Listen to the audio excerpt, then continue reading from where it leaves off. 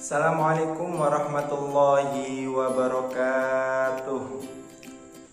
Bismillah walhamdulillah wassalatu wassalamu ala rasulillah, amma ba'd.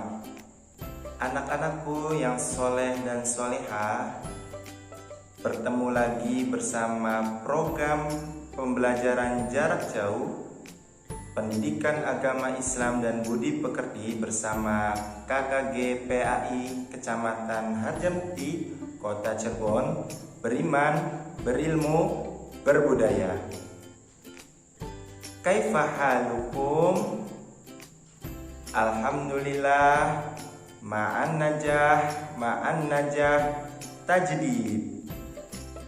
Di situasi pandemi COVID-19 ini, kita masih melakukan pembelajaran jarak jauh.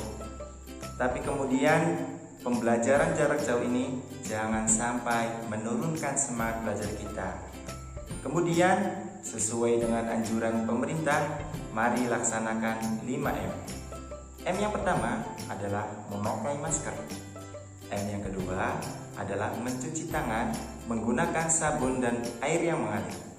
M yang ketiga adalah menjaga jarak. M yang keempat adalah menjauhi kerumunan. M yang kelima adalah mengurangi mobilitas dan interaksi. Baik, sebelum kita memulai pembelajaran, mari kita berdoa bersama. Angkat tangannya semua.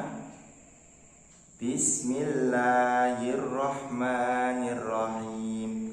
Raditu billahi robba wa bil islami dina wa bi muhammadin nabiyya wa rasula. Rabbi zidni ilma warzuqni fahma. Amin. Baik, kita melanjutkan materi kelas 5 Pendidikan Agama Islam dan Budi Pekerti, tema kedua, yaitu mengenal Allah dan kitabnya. Yang pertama, mari mengenal Allah.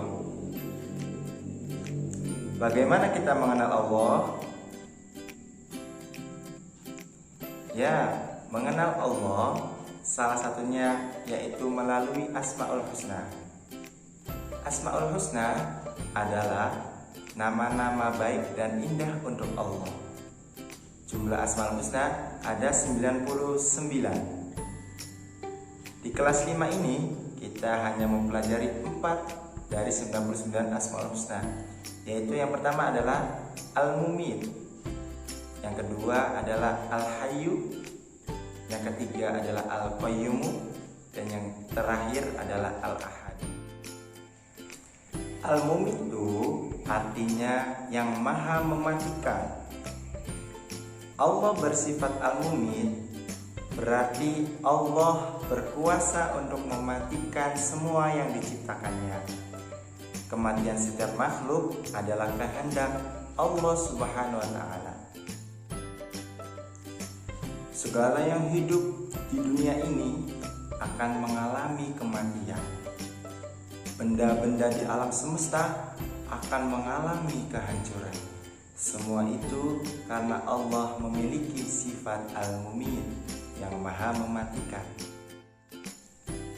Kemudian, apa bukti Allah bersifat Al-Mumit? Coba sekarang lihat di sekitarmu, di sekelilingmu. Tiba-tiba ada tetanggamu yang meninggal, padahal kamu masih melihatnya tadi sore, masih sehat. Ada juga bayi yang masih baru lahir kemudian langsung meninggal. Ada juga nenek-nenek atau kakek-kakek yang sudah usia lanjut baru meninggal. Karena semua itu adalah kehendak Allah. Kematian ada di tangan Allah SWT. Karena Allah bersifat Asmaul Husnanya Al-Mumit, yaitu yang maha mematikan. Kemudian Asmaul Husna yang kedua adalah Al-Hayyu. Al-Hayyu artinya adalah maha hidup.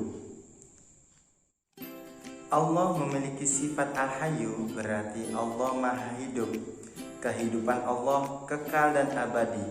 berbeda dengan makhluknya yang mempunyai akhir dalam hidupnya. Kemudian apa bukti Allah bersifat Al-Hayyu?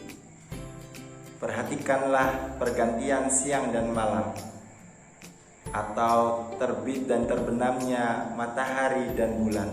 Semuanya selalu pada waktunya, tidak tertukar. Karena itu berarti ada yang telah mengatur, dan yang mengaturnya adalah bukan yang mengantuk ataupun yang tidur atau bahkan mati, tapi yang maha hidup.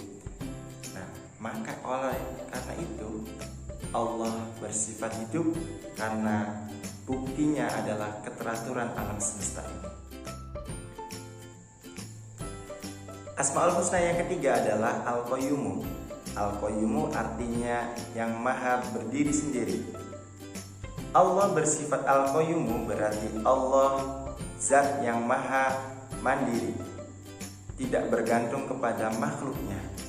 Kemandirian Allah merupakan wujud keagungan dan kekuasaannya. Selanjutnya, apa bukti Allah maha berdiri sendiri atau bersifat Al-Qayyumu? Coba perhatikan. Di galaksi Bima Sakti kita ini ada berapa ribu planet atau berapa juta planet yang ada di galaksi Bima Sakti? Banyak sekali. Tapi kemudian hanya Allah lah yang menciptakan semuanya. Allah tidak membutuhkan yang lainnya untuk menciptakan seluruh alam semesta ini. Karena Allah bersifat Al-Qayyumu, yaitu yang maha berdiri sendiri, tidak membutuhkan yang lainnya atau tidak membutuhkan makhluknya. Asmaul Husna yang keempat adalah Al-Ahad. Al-Ahad artinya yang maha esa. Allah bersifat Al-Ahad berarti Allah yang maha tunggal. Tidak ada Tuhan selain Allah. Di alam semesta ini hanya ada satu Tuhan, yaitu Allah. Kemudian keesaan Allah ini diabadikan di dalam surat Al-Ikhlas. Mari sama-sama kita bunyi surat Al-Ikhlas. A'udzu billahi minasy syaithanir rajim. Bismillahirrahmanirrahim. Qul huwallahu ahad, Allahus samad, lam yalid wa lam yulad wa lam yakul lahu kufuwan ahad. Shadaqallahul azim. Di dalam surat Al-Ikhlas tadi yang sudah kita baca bersama-sama, terkandung di dalamnya adalah keesaan Tuhan, bahwa Allah adalah Tuhan satu-satunya, bahwa Allah adalah Tuhan seluruh alam semesta ini. Tidak ada Tuhan selain Allah.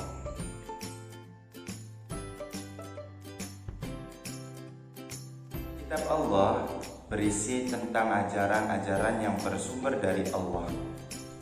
Kitab Allah ini diwahyukan melalui malaikat Jibril kepada para rasulnya, yang kemudian para rasul menyampaikan kepada seluruh umat manusia tentang ajaran-ajaran yang bersumber dari Allah, baik berupa kewajiban-kewajiban yang harus dilaksanakan maupun larangan-larangan untuk ditinggalkan. Kitab-kitab Allah yang diwahyukan kepada para rasulnya itu hanya berjumlah 4. Nama-nama kitab dan rasul penerimanya adalah sebagai berikut. Yang pertama ada kitab suci Taurat. Kitab Taurat diwahyukan kepada Nabi Musa. Nabi Musa menerimanya ketika beliau sedang bermunajat di Bukit Sinai, Gunung Tursina. Kemudian kitab Taurat dalam bahasa Ibrani berarti peraturan, undang-undang ataupun syariat. Kitab Taurat ini menjadi pedoman hidup untuk kaum Nabi Musa, yaitu kaum Yahudi, yang berisi tentang ajaran menyembah Allah dan berisi tentang kewajiban-kewajiban dan larangan-larangan yang telah disampaikan Allah di dalam kitab suci Taurat tersebut. Kitab suci yang kedua adalah Kitab Zabur. Kitab Zabur ini diwahyukan kepada Nabi Daud alaihissalam. Kitab Zabur dalam bahasa Ibrani diistilahkan dengan musik, lagu, ataupun pujian. Kitab Zabur ini menjadi pedoman bagi umat Nabi Daud alaihissalam, yaitu Bani Israel, yang di dalamnya berisi tentang ajaran untuk menyembah Allah dan berisi tentang ajaran-ajaran Nabi Daud untuk diikuti ajarannya, baik itu kewajiban maupun larangan. Kitab suci yang ketiga adalah Kitab suci Injil yang diwahyukan kepada Nabi Isa alaihissalam. Nabi Isa alaihissalam diutus oleh Allah untuk menyempurnakan ajaran sebelumnya, yaitu yang dibawa oleh Nabi Musa dan Nabi Daud dengan kitab sucinya, kitab Taurat dan kitab Zabur. Tapi kemudian dalam perkembangannya, kaum Yahudi tidak menerima ajaran yang disampaikan oleh Nabi Isa alaihissalam. Namun ada beberapa yang mengikuti ajaran-ajaran tersebut, yang sekarang kita bisa sebut dengan kaumnya, yaitu kaum Nasrani. Kitab suci yang keempat adalah Kitab suci Al-Quran. Kitab suci Al-Quran ini diwahyukan kepada Nabi Muhammad SAW melalui malaikat Jibril, yang pada proses turunnya itu secara berangsur-angsur selama 22 tahun, 2 bulan, 22 hari, atau dibulatkan menjadi 23 tahun. Kitab suci Al-Quran ini berisi tentang tauhid, ibadah, akhlak, dan seterusnya. Kitab suci Al-Quran ini merupakan kitab suci yang paling sempurna di antara kitab suci yang sudah diturunkan oleh Allah. Karena pada hakikatnya kitab suci Al-Quran menjadi kitab suci yang terakhir, karena tidak ada lagi kitab suci yang akan diturunkan oleh Allah setelah kitab suci Al-Quran ini. Makanya kitab suci Al-Quran adalah kitab suci yang menjadi penyempurna bagi kitab suci yang sebelumnya diturunkan oleh Allah SWT. Semoga kita semua bisa mempelajari, membaca, memahami, dan mengamalkan kitab suci Al-Quran sebagai pedoman hidup kita agar kita bisa selamat di dunia dan di akhirat.